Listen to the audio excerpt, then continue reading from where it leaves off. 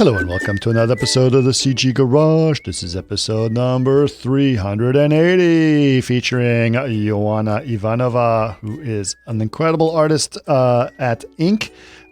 She has actually been at speaker at Total Chaos as well, which is really great. And it was great to have her on the podcast and have an opportunity for her to tell her story about all the cool stuff she's done. Kristen, I mean, you've obviously known Ioanna for a while, but what was cool about listening to her story? Yeah, so I actually never knew kind of how she started out. So you get to hear how she started out, which is also great for people that are wanting to pursue a dream in CG. Because she kind of didn't take no for an answer. So to get her first job in 3D, she kind of made herself known and became brave. And she said, as her quote, "Don't be so afraid of what doesn't feel comfortable, because it will pay off at some point." That was just a really cool story of how she got her job at Ink. And now working at Ink, she kind of just gives us an inside scoop of what they're working on at the creative studio and just some of her projects that she's working on. So yeah, it's all around just a good informational podcast about that, and good for anyone that's in school right now and wanting just to learn how to get out there after. Absolutely. Yeah. She's been really great. And sort of hearing her story, as you said, is interesting. And it was also thought it was interesting is because, she thought she wanted to be an animator and do animation. And she sort of got into being able to figured out that there are some other areas in CG that she became very interested in, especially on the creative side of things of Ink, of coming up with really great ideas. So I thought it was really cool. So thank you so much, Ioanna, for being on. I'm very excited to have that. I'm sure you guys will appreciate this as well. Okay, we have a couple of announcements. Okay, what's going on, Kristen? All right, you can find this out at chaos.com/events. So this is something we've talked about a couple of times, but on June 23rd, and it was actually be this week, the Chaos Campus Live show episode 4 will be out. We'll have guest Katya, who will join Nikos for an inspiring discussion about lighting design and being passionate about what you do. And then we do have some Chaos news. The V-Ray 6 beta is out now. So do you want to go in explaining that? Yeah, V-Ray 6 beta is out for 3ds Max. And yes, before you start asking about the other platforms are all coming soon. So don't worry too much about that. There's lots of great new features that are coming out, including our new procedural clouds. This was actually what's cool about the clouds is these are actually the same cloud systems that's used in Enscape. And so because Enscape and Chaos are now merged as a company, it was really cool to be able to incorporate the same Enscape clouds into V-Ray. So that's going to be part of V-Ray 6. We also have a really cool tool called the geometric tool pattern tool, which I'm not going to get too much into. And also we've incorporated the scatter tool, which was actually in the Corona one as well. So lots and lots more stuff happening, but go check it out. V-Ray 6 beta is out. Just go to our website. If you have a license, you can join the beta for free or the beta with your license. So it should be great for us. And of course, betas are very important to us because they do. If there's bugs in there, it's up to you guys to help us find those so we can correct them. So we really, really appreciate your feedback. So if you do a part of the beta, make sure and give us your feedback as soon as possible. That'd be really great. We don't have any other product updates that I know of, but if people want to know more about the podcast, Kristen, where can they go? You can go to facebook.com/CG Garage Podcast or chaos.com/CG Garage. And if you'd like to watch us, go to youtube.com/Chaos Group TV. Perfect. And if you have any questions or ideas about the podcast or ideas of guests, please let us know. Just email us labs@chaos.com. We'd love to hear from you. But for now, enjoy episode number 380 with Ioanna Ivanova. Welcome to another CG Garage, where the Chaos Group talks. You'll know it's over when the last bucket drops. We're gonna fire off rays in high dynamic range. We know that ambient occlusion is passé. Global illumination won't lead you astray. And while image-based lighting is really swell, you need to make sure everything has Fresnel. We met, I believe, at Total Chaos, but I think we've met several other times. I'm not sure where else we could have met. Have you've been to D2, I'm assuming, a couple of times? I have been, once actually. But I believe we've met. But then I'm really bad with I love meeting people, and I love to meet everyone. And then I'm like, oh my God, who did I meet? I know. Yeah. And it's right now it's even harder because it seems like so long ago that I've been going to the conferences every few months. So it's been a little hard.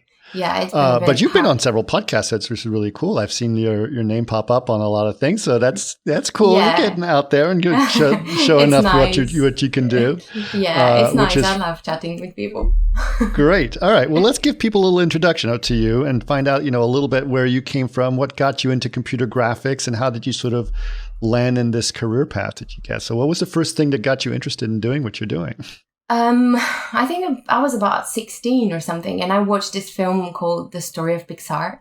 And basically I was like, oh my God, people can actually do that. And then John Lasseter was talking about, doing all the animations and the struggles we had with Pixar, with Disney and so on. And I was like, oh, this is so cool, but how people do this? And then I watched Tangled, one of the Disney animations, and I was like, oh my God, this is amazing. This is it. I want to do this. Whatever this is it. And then I started to research stuff, but in Bulgaria back then, it was still back then, about 2011 and 2012. And so we didn't have many 3D courses in Bulgaria in terms of like to go to university and so on. So I was trying to find the best place. And I'm actually from a French, so I graduated in a French high school in Bulgaria. So all of it was in French. So I studied in French and all that. But then I decided to go to England because I visited London and I was like, this is the place I want to be. This is it. And I knew where I wanted to be, and I knew what I wanted to study. So it was just a matter of time of how I get to the right course. And I got accepted to Bournemouth Uni with computer animation and visual effects. So from there, it all started my career, my path and all that. But yeah, it's very motivating because it was like a massive dream of mine to come to the UK and be in London. I remember when I was like 16, visit London for first time. And then I remember people looking at the red buses and people in the red buses. And I was like, I want to be one of those people that goes to work with a bus like this. And, a few years after, it was like, yep, I am doing it. It's really cool. And also I'm doing what I liked. Animation. Maybe it's not animation, it's not Disney, but it's still like CGI. It's still something creative. It's still something that is, you can create, you can see the outcome of your inspiration, of your, of what you love doing, basically. And yeah, that's it. That's my story. Well, that's very concise. That's interesting. I actually, believe it or not, I actually also went to a French school when I was growing up. So. Oh, nice. So we can do that podcast in French, maybe. we could, but I'm not going to do that to our listeners, unfortunately. No. But yeah, that's interesting. And it is, when I was doing it, there was no school at all. So you really had to learn everything on your own. And it was kind of, much more challenging in some ways. So it's great that you found a great school and you have that education. Now, what got you, when you got into school, what were some of the things? I mean, obviously, you think computer animation is so broad, and when you go to school, you realize there's so many different facets of doing CG. And so what was the thing that sort of got you, what areas did you start to get focus on when you start to go look at that? So the first year or two, I struggled a lot with like keeping my focus on one thing because I am like, I want to know all of it and I want to be able to do all of it. So I was like, oh my God, animation is amazing. I'm going to do only animation. And then in a month, I'll be like, no, I want to do lighting and rendering. And then I'm like, but no, what about this? Because I was also having a bit of Python and, Python for Maya and so on.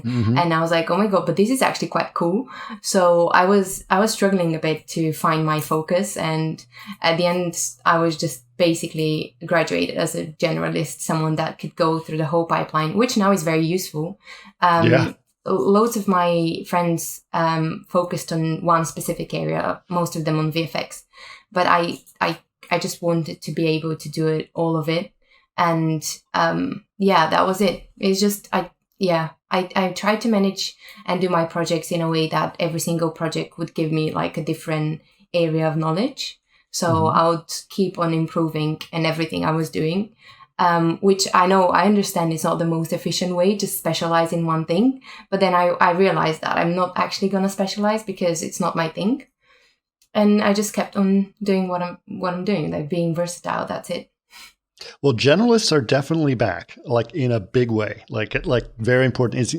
Actually, especially in VFX now, even that people are doing that because of all the things that people need for virtual production and a bunch of things. So it was a smart move, believe it or not. Well, I don't know. Back then I was feeling a bit frustrated because I was like, how do I focus on one thing when I'm really interested in everything? And I wanted to, it's not just interested in the whole pipeline, but also in different styles of, I wanted to do like photorealistic stuff, but I also wanted to do like cartoony and stylized things. So I guess it just takes time to settle down and get that, because I'm very emotional and enthusiastic of the stuff I do. So it was like this enthusiasm that was getting me into like, I want to inhale all of this knowledge.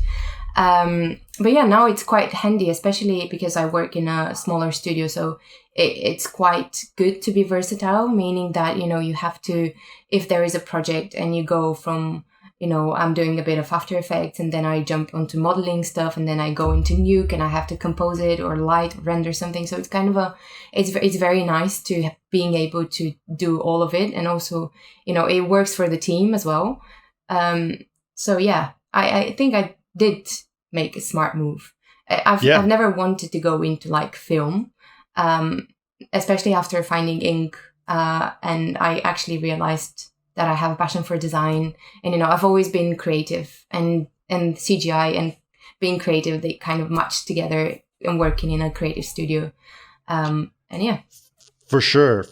I mean, I definitely want to explore, how you got involved with ink, because I think it's I've got something. So let's go down that journey. Like, how did you go from university, and where did you say, like, because you seemed excited about doing animation, doing Pixar stuff, doing for Disney, one of those things. And then suddenly you're doing something that's a little bit different. So how did that journey to ink happen for you?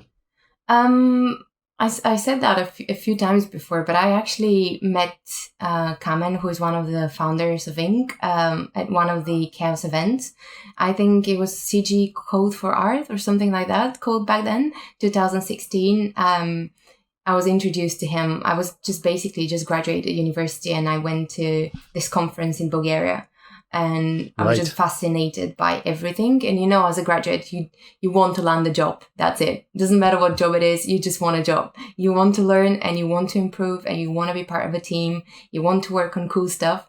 So I went there, and I was just about to go, and I said, I need to socialize. I need to network, because this is very important to, grow this community and grow into the community.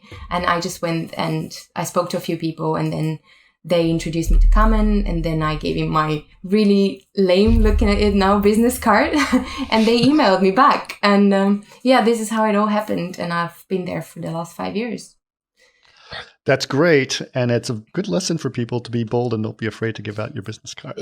Yeah, absolutely. I mean, this is probably one of the bravest thing I've done, because I was just about to go home, and then I turned back and I was like, I can't miss this opportunity of speaking to people from the UK, people from everywhere basically. And I was just go home because I feel comfortable doing this. Nah, I was like, nope, I need to go back and I need to speak to them. So yep, it was, the best advice I can give to people is like, don't be so afraid of doing what doesn't feel comfortable. So because it pays off at some point. Absolutely. Okay, and I remember that was the CG Code event. That was the predecessor to Total Chaos. Which was a really cool event. Yeah. Okay, so tell me, what did you know about ink at the time, like before you handed that business card? Nothing. Nothing. I didn't know anything about ink. But you knew they were in England, right? Yep, I knew that. But I was also, because I remember their presentation, because it was like the first one on the first or the second day, I don't know. But they had like, what I was impressed was they had like those planes looking like dogs. So I was like, well, this is a bit weird, but I really like it.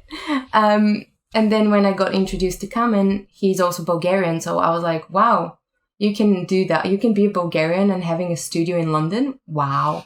So I was like, yeah, I'm going to research those guys. They're cool. And I look at the work and I was like, well, this is actually quite good. I mean, it's amazing work. It's very nicely designed, very, very, just very beautiful. And I realized that there is so much more than, the big studios, the big VFX studios and animation studios, because this is what, obviously at university, we were all exposed to DNEC, MPC, all the VFX studios that are in London, but we've never heard from the smaller companies. And I was kind of excited to be able to find something different. So my excitement when emailed me back, I was like, wow, this is insane. Yeah. For sure. I mean, I think something nice about a place like Ink, especially like you said, you're a creative person. People don't necessarily realize it at visual effects studios. You don't always have the opportunity to be as creative as you think. Yeah. Because you have to execute someone else's vision. Yeah. Right. And sometimes that thing is all already set up for you. You just have to make it look like what someone told it to make it look like, as opposed to coming up with creative ideas on the fly. Yeah, absolutely. And you're not given, going back to being a specialist, you're not given any other tasks than the task that you've been employed to do, which is basically a specialism on some sort. So with a smaller company as Ink, you're given way more opportunities than that. I've been exposed to, pitching ideas to clients, my own ideas, which then have been made, and then doing presentations for clients, doing all sort of stuff, and presenting the company on different events as well. So yes, there is, I would say it's probably for me, it was the best decision to go into like a smaller place where I can be like all over the place and do all the stuff I want to do with the great passion I have. Yeah.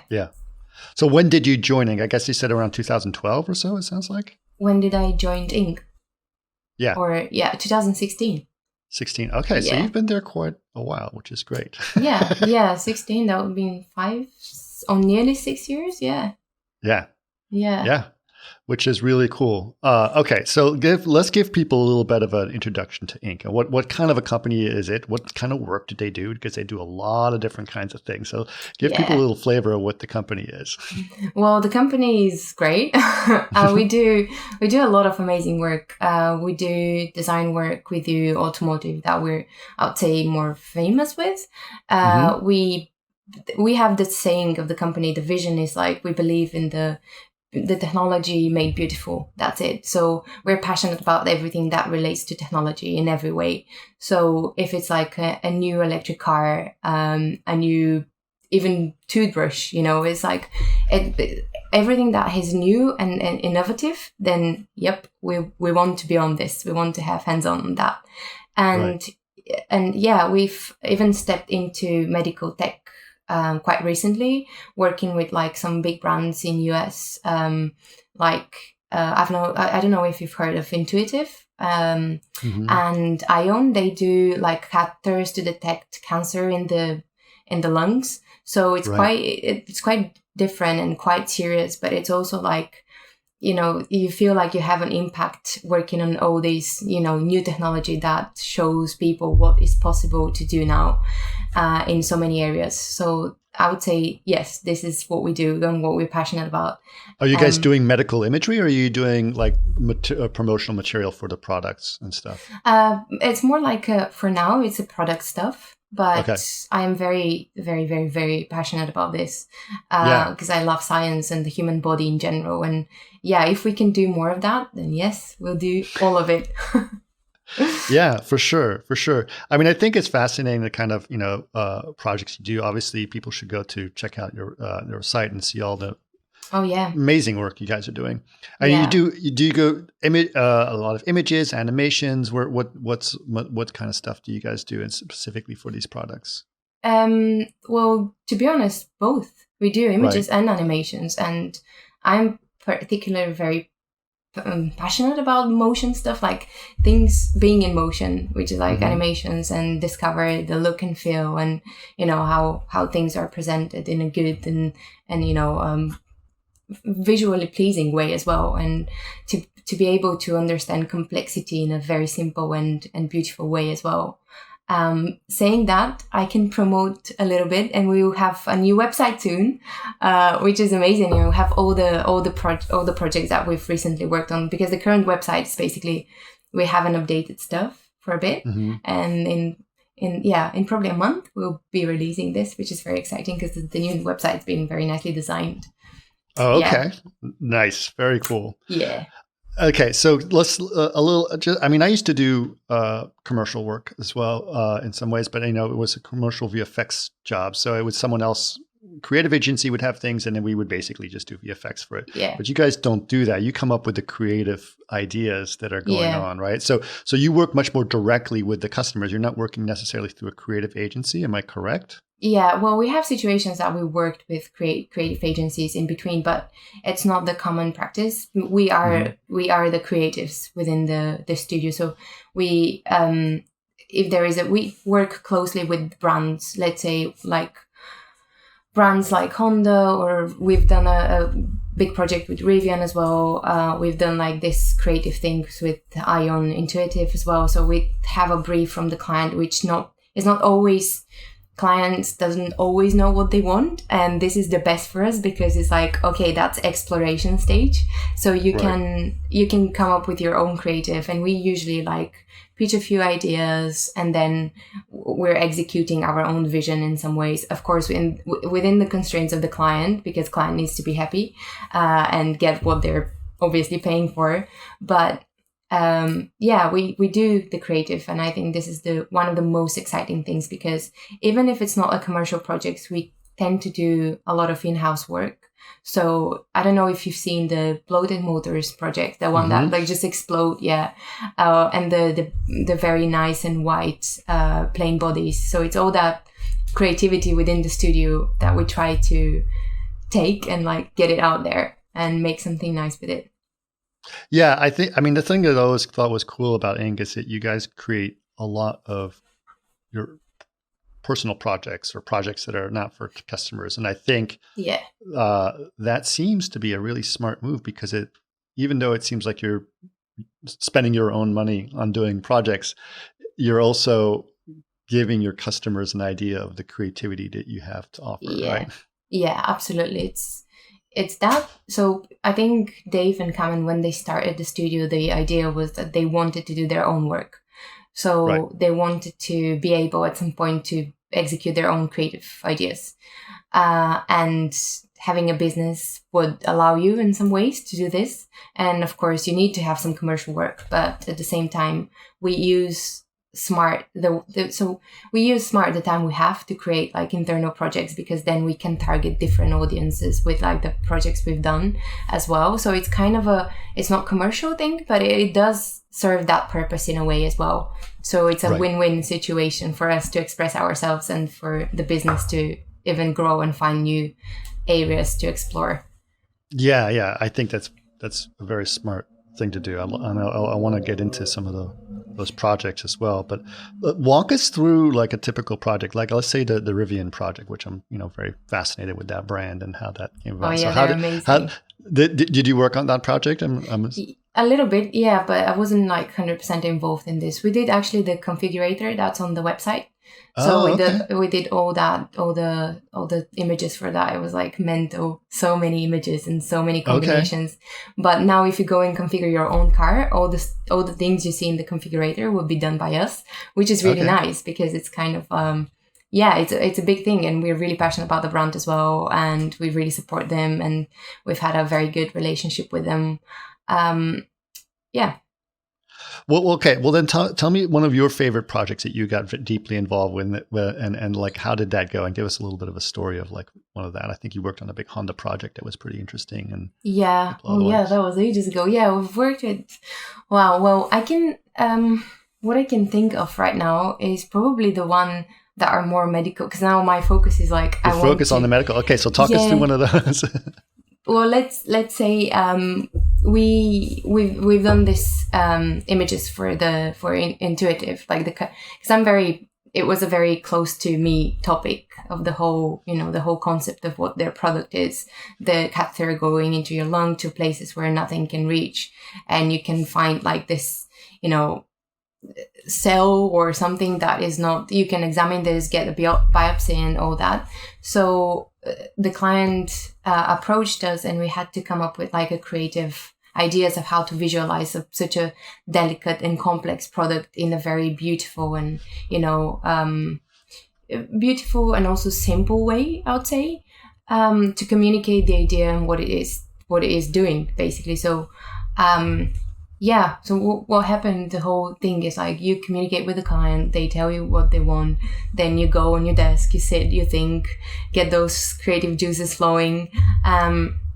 We work quite closely as teams, so if there is a project coming, it would be like a few of us brainstorming, and especially when it's a topic that's not very, we don't know much about, we'll sit, research, brainstorm together, and then come up with ideas so everyone can contribute with their own ideas.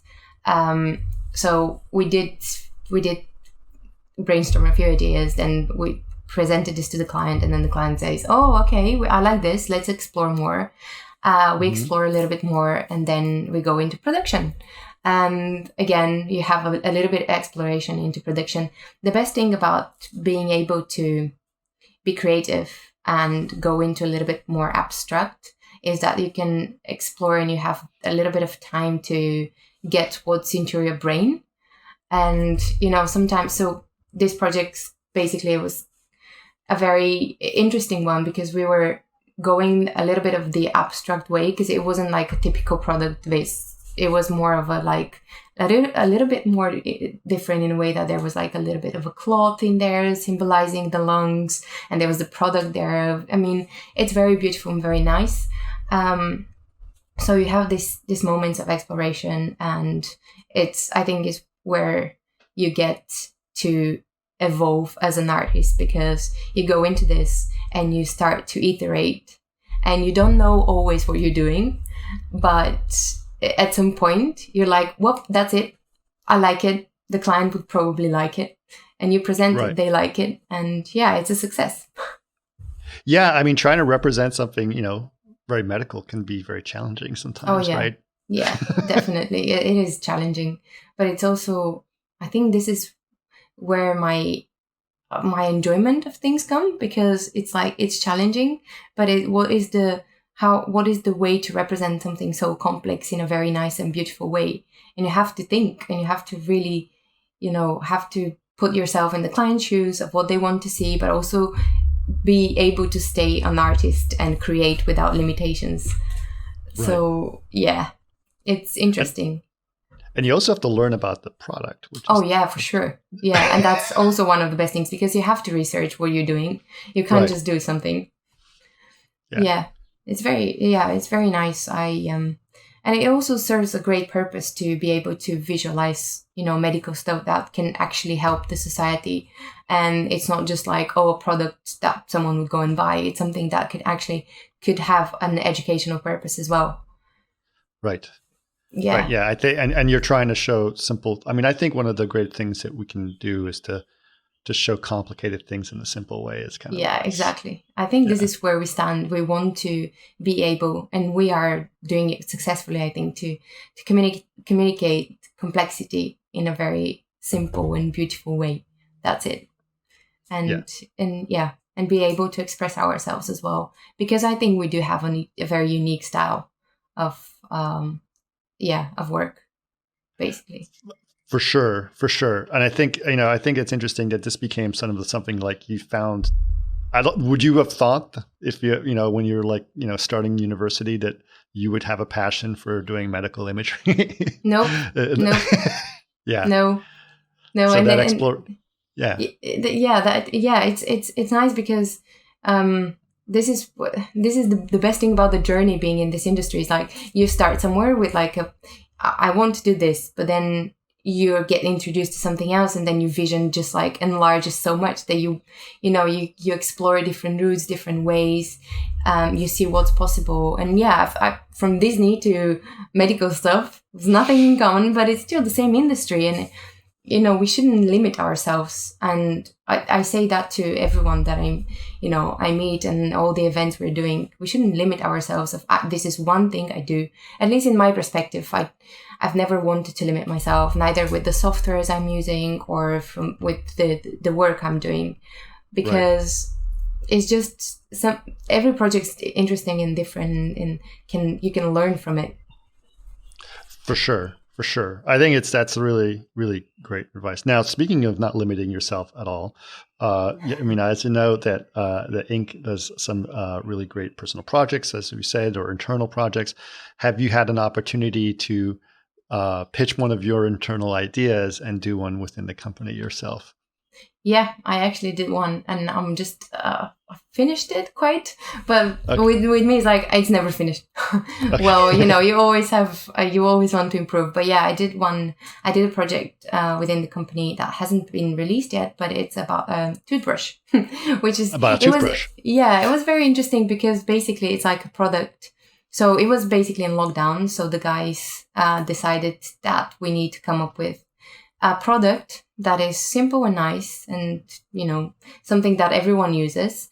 So we have an artist in the studio who is a researcher, but he's a great designer as well. So he designed how the toothbrush could look, and then I took that and I was like, right, I'm gonna pretend I'm a client, and I'm gonna pretend I'm the studio, and I'm gonna do a pitch for myself.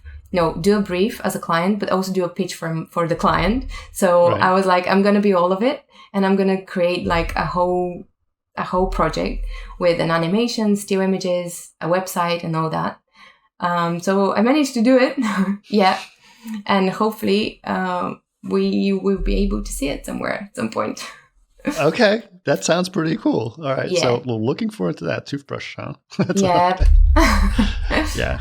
But yeah, I always thought that, some of the work obviously that Inc. does is also very creative. And I always like what they do because they do look like interesting campaigns, right? Of some kind, right? So, but yeah, doing all that stuff, including the website and everything, that must have been a lot of work. Yeah, it was a lot of work. I was very naive, and I was like, yeah, it's going to be very easy. I'm going to do that for like 2 weeks. Oh God. No. Yeah. No. But again, you go through the whole process of doing everything, and then you just learn constantly. And I think this is one thing we should never stop doing, is learning and improving and building, build ourselves. And as an artist or as a person, doesn't matter, just like evolving with time. Yeah. For sure. Well, I think that's really cool. So how many people are at Inc.? So in the studio, we're about 15, I'd say, but then we have people that we work outside the studio. We have people in Ukraine, and we're always looking to expand. Yeah. Okay. We're about that size in-house, but yeah, we have people that we work with worldwide, and this is the best because we have people in Mexico that we work with, and people in Ukraine, and it's very, I don't know, it's like a great diversity of people everywhere. And have you guys always sort of had that diversity of people around the world that work with you guys? I'm not sure, but since I came, it's been more and more of this. Okay. Yeah. So with the pandemic and everything, and people having to work from home, is that sort of something that you guys started to engage in more and have more people doing that because you had no opportunity to just work with people working from home? Is that true? Yeah. Well, we like to be together within the studio.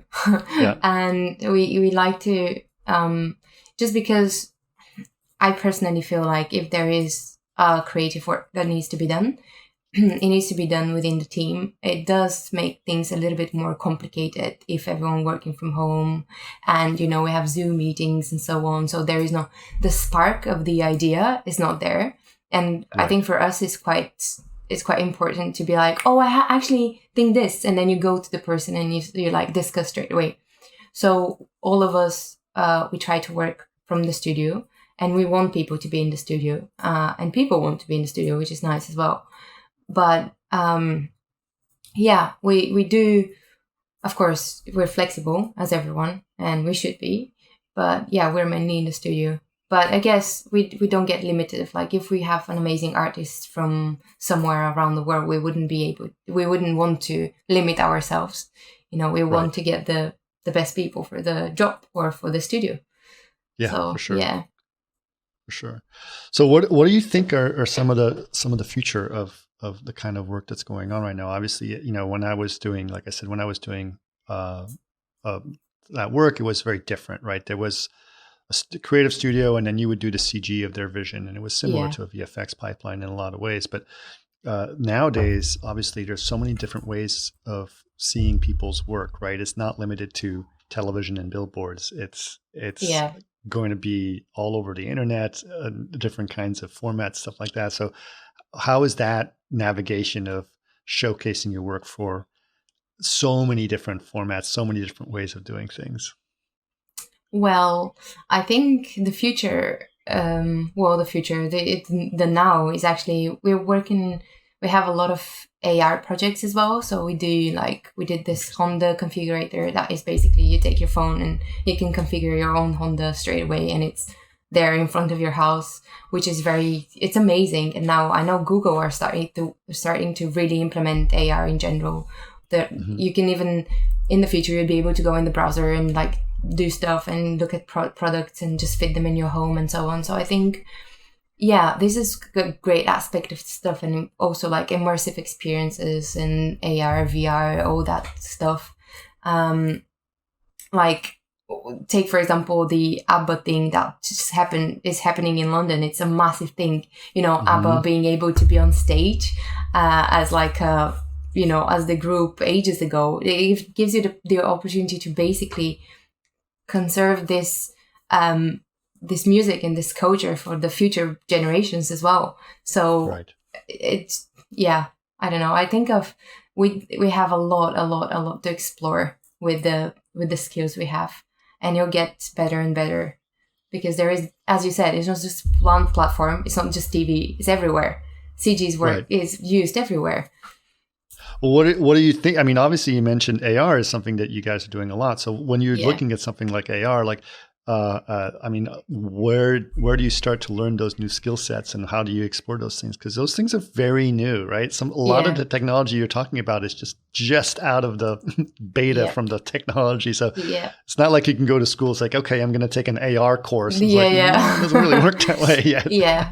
Well, you learn however you can. You just learn and go speak to people, look at different projects that have been made. Or, well, that's it. I don't know. You just have to learn and adapt and find the ways to educate yourself. That's it. Would you consider yourself a fairly technical person, or do you generally work better with other technology people and start to focus more on the creative side of things, or do you do both? I'd love to say, I'm very technical, but I'm more like creative than technical, I'd say. I can come up with the idea straight away. It doesn't matter what it is. And then if I have the right team, it can be executed really easily. But what I like to do is like explore maybe the idea, the creative vision, the look and feel, the art direction, if you like, and then handle that to someone that's very technical and they can sort it out for me. Okay, but you still, I mean, let's go back to your generalist roots. You still basically have to have a general knowledge of what's going on, right? No, of course. And so, but how does new technology, let's say you're learning about medical stuff or you're learning about AR, and how does that say, oh, because of this, here's a different creative path that opens up to me and do those things. So like, how does the technology itself influence your creative ideas? Well, it just opens up different opportunities to express yourself, I guess, and express your ideas. Like if we say we have to do a building project, but then you can also pitch this idea to the client that the building can be an AR, and there would be popping stuff or animated people around, and they can see it in real life. Real life. However real is the AR, but it's like, and you can interact with this. So being exposed to all that new technology, I think enables your creativity in a way. So you realize how many other opportunities are out there to not only just limit yourself in one thing. Yeah, it's going to be an image, but then you have so many other things to offer because you know how they can influence a project, the client, the impact it has on the audience, and so on. It's very interesting. Yeah, for sure. I'm just curious about, what your thoughts are. Like, how have you thought about like the future? Like, where do you think that the next level of exploration and creativity is going to be? Obviously, a lot of people are talking about what the metaverse means, or what this Oh is going to yeah. happen, and how Well, things are happening. So, what are your thoughts about those areas, and how that's going to change kind of the work you do? it's changing now, and Yeah, like, in obviously what all way? Tell us the how it's changing. yeah, yeah, obviously the all the NFT stuff as well. We are also doing a few stuff in that area as well. The how people perceive art now is changing, and how can you express yourself as an artist is not just like, oh, this is my physical piece of work. It's like so much more now, and everyone can have an access to it. Everyone can support you as an artist, and obviously the metaverse is also allowing people to be way more, think about stuff in a very different way as well, and create things that have never been done before. You can do a house model and sell that for like so many, so much money. But it's not about the money. It's about like the exposure of your creation, basically, to Right. now with the whole digitalization of everything.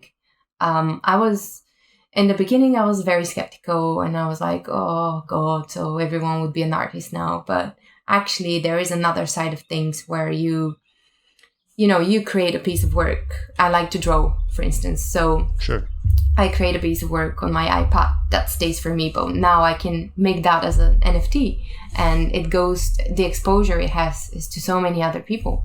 And it's not just for, them to look at it, because I can put it on Instagram, people would look at it, but it's for them to support this. And I really like this because it opens up a different side of the community and different side of the society of like actually supporting each other and what we do. It's a bit Right. of a romantic idea in my head, but yeah. Well, you said you've listened to the podcast before, but I've done a lot of podcasts on the subject of NFTs and what that means, and I've had a lot of different opinions about it. And I'm Yeah. very fascinated by it. I went to NFT LA just to find out more about what's going on, and I think you're absolutely right. I think there's something really nice about the idea. Now, if everyone is an artist, sure, but not everyone's a good artist. So Yeah, well, but that's also subjective. Like, what is a good artist and what is a bad artist? Sure. It's Yeah. it's never black and white. No. Yeah. Yeah, and I always, there's lots of rooms for artists, for lots of different flavors of artists, for sure, in a lot of different ways. Now, Yeah. you said that now is Ink actually looking at helping projects? Because I know a lot of studios now are actually, they have clients coming up to companies like yourselves and saying, I want to release a series of NFTs on the subject of whatever. Are they doing that with you guys as well? Is that starting to happen? I don't know, but I know we have an internal launching campaign soon of an NFT. Okay. And yeah, we could offer this to clients as well for commercial purposes. Right. Yeah, so we're trying to adapt to the new, the new trends and the new way of thinking. So because, as I said, we're passionate about technology, we can't just ignore it. We have to be on it, on the wave. Yeah, I think it's an interesting thing. We don't really know. I mean, I've had an idea of where this was going to go for a while, and then it's changing and it's going up and down in different ways. But I think that definitely there's an interest in there. And one thing that I find to resonate a lot with people like yourself is the idea of supporting the community and supporting the creativity. Yeah. And rarely has the internet been able to support creative people as much as it's going to do today. So I think this is a good thing in some ways. Absolutely. Yes. This is how I decide to see it as well, because I care a lot about communities, and I care about this community and the artists, and I understand how difficult it is to come up with your own idea, to do something, and to express yourself. Even being an artist means that you're a little bit vulnerable with your art, and being able to sit there and show it to everyone, and someone else come to you and support you. That is really, in my eyes, it's a very valuable thing that's happening right now. And have you explored NFT projects yourselves? I mean, have you said like, not really? Not yet. No, haven't Okay. been. Yeah, I need to at some point for sure. I need to, because I will tell it's you interesting. this: it is it's like learning a different language at first, because there's so many terms that people use, Yeah. and it's just, first of all, what's a rug pull, what's this, what's that, and Yep. just understanding all those different things, and it just gets a little complicated. Yeah. Sometimes I think it's complicated by design, so that it keeps it obscure and you don't really know what you're doing. Yeah. Which is, I think, why a lot of people get scammed in the NFT space and they lose millions of dollars because someone Yeah. stole what they did. That But is you have true. to be, I think at some point it's going to be simplified and hopefully will become more transparent in some ways. Yeah. I think it's really cool too, because there's a lot of exploration in terms of what's happening in the digital space, like your AR space and your VR space. What are your thoughts on real time technology and how that's changing some of the stuff that you're looking at, or the way that you approach projects? Well, it's quite amazing, to be honest. Like, we don't use as much real time as we want, but Mhm. we are looking into accommodating that in the pipeline somehow. Because, so I have a few friends in DNEC, let's say, and they have started to work on like animations in Unreal, and Mhm. the way that things are done, so much quicker, so much collaborative, so much. It's just, it just takes one layer of, oh yeah, so now I'm gonna render this, I'm gonna go to the client will do changes, you go back to the artist, and it's like this whole thing. And I know it sounds a little bit too idealistic, but I know for sure that it works. You can collaborate with people, and you can be in the same space and create at the same time, which is amazing. And real time obviously takes no time to have like heavy renders as well, if it's a good technology, obviously. But it's coming for sure, and it's coming for us as well, because we have to adapt, as I said, for everything Right. that's out there. Yeah. I think it's interesting. You're talking specifically about how you needed people to be in the office together to get those creative things going. Yep. But at the same time, there is technology that's coming out through things like Unreal or even Omniverse, et cetera, where Yep. people are collaborating in essentially a virtual space or a VR space or something of that nature. What are your thoughts about you working creatively with someone in a virtual space? Oh, I'd love create it. Your ideas. For sure, I'd love it. But at the same time, I am a massive people's person. So I need the physical contact with people. I don't think anything would ever change this for me. Not any sort of technology would ever make me feel the way I feel when I'm around people. That's for sure. But I'm obviously really happy to explore all of this. And to dive into it, but it wouldn't be the same for me, at least. Okay. Yeah. And have you spent much time in VR? Not as much, again, Okay. because it's like I think it's very alone kind of activity. Mm-hmm. And yeah, it's just it's not me. Right. I'd like to spend time with people and working collaboratively with people. But we had done a few VR projects. Amazing. Right. I mean, it's great. Technology is amazing, and you can do so much with it, of course. But I wouldn't say, I mean, of course, it's exciting. But again, I'd like to be around people, talking to people. And Sure. Yeah.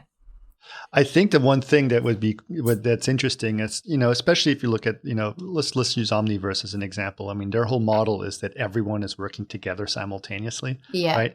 And even if you're working in the same room, you can still do that together. I think that would be your best. That would make you very happy. That's a win-win situation. So you could all be like, everyone can be working, but actually together physically in the same room. Yeah. That would be but I think just the idea of collaboration is really interesting.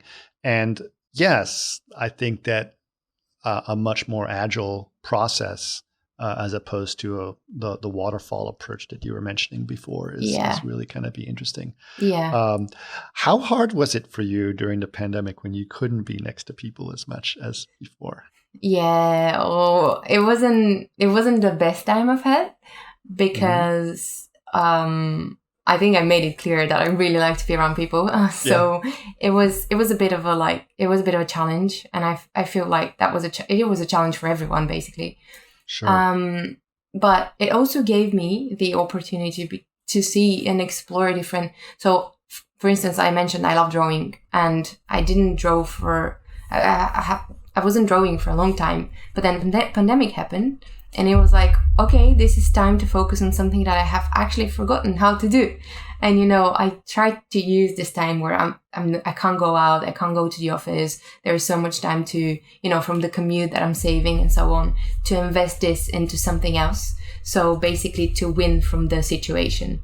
So I started drawing again, and I got my iPad. So I started to do digital drawing as well. So, you know, it was tough in terms of like I couldn't see and work with people collaboratively, but it also gave me the chance to go back to my roots in a way and discover something else, learn something else, and just do something I'm passionate about, and the time that I've never had before.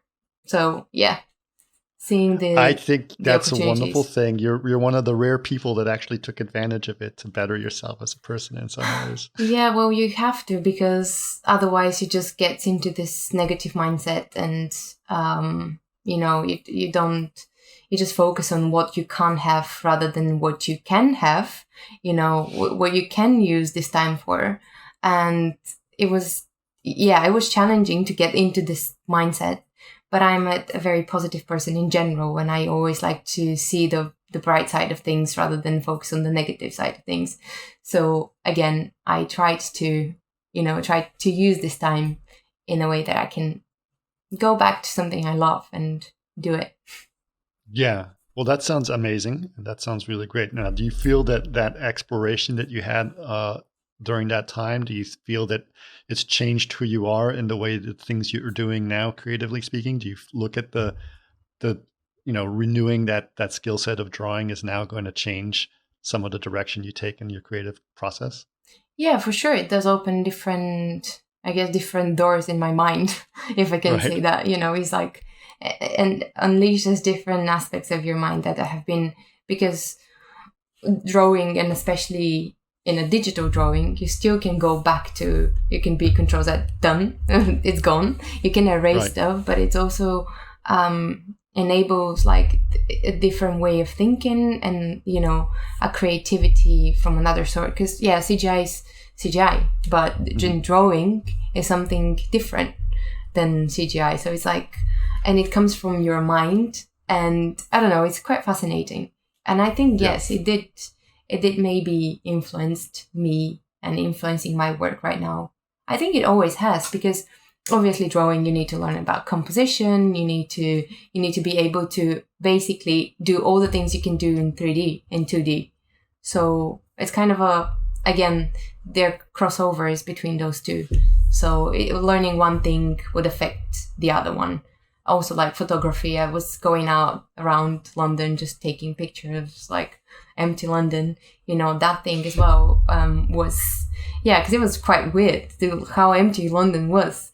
You can never see it that way, and I hope you could never see it that way again. But, you know, you take this knowledge and then you go into CG and like, oh, okay, this works this way, and I can take this knowledge that I've had, and I can apply this to my CG work, or CG, you know, whatever I'm doing.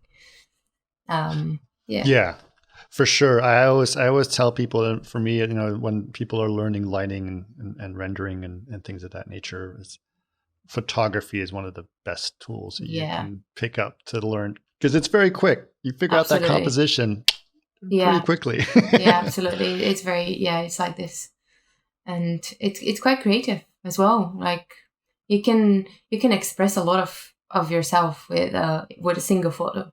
It's like, again, one thing that you see and I see, but we see it in a completely different way. And that's where the beauty comes. Yeah. Yeah. I tend to look at things in a strange way myself. So, well, there you go. Everyone's different and unique, and you can see that. Yeah. Yeah. So that's amazing. Yeah. I'm looking forward to your toothbrush project that's going to be coming out soon. Yeah, I hope. You sound nervous about it. Yeah, I do sound. As I said, like being an artist is being quite vulnerable of like the work you show as well. Because when when you're behind a company, or you have like, oh, I've worked on this project, but no one knows what you've done, and it's not like you're not completely exposed. But when it's something that you've done yourself, then you feel like very exposed. Yes. So yeah, that's cool. So we'll definitely, what you said. When do you think it's going to be coming out? Are you I have no idea. I have no idea if it will ever come out. Okay. So. But if it does come out soon, I want to make sure you let me know so that we can put it on the podcast page so people can check it out, because some people check these podcasts out. Yeah, of course. So that would be really cool. Yeah. All right. So what's next for you at Ink, or what's next for Ink in your mind? Like what's the next part of your journey going to look like? Well, there is a few things happening which I can't tell for sure. But there is this part of me that has always wanted to do something bigger and something different. And I have this internal drive to create, but not only in the sense of I created this project, but create something that is like a bigger thing than me. And we have a few ideas. And a few things are coming, and a few things might happen, but you have to stay tuned for this. Okay. Well, that is very vague, but very exciting. Well, we need to have a tease, right? Oh, of course. Of course. Yeah, that's great. That's great. Well, listen, it's been absolutely wonderful having you on. Thank you so much for joining us. Hopefully we will be able to see each other in person at some point soon. I know that Total Chaos will be coming back eventually at some point, so I'm sure we can have you there, or some other great events that we will probably be able to go to as well. So absolutely. Yeah. That's good. Well, thank you so much for inviting me as well. It was a great pleasure. Definitely. And all the best, and good luck with everything. Thank you very much.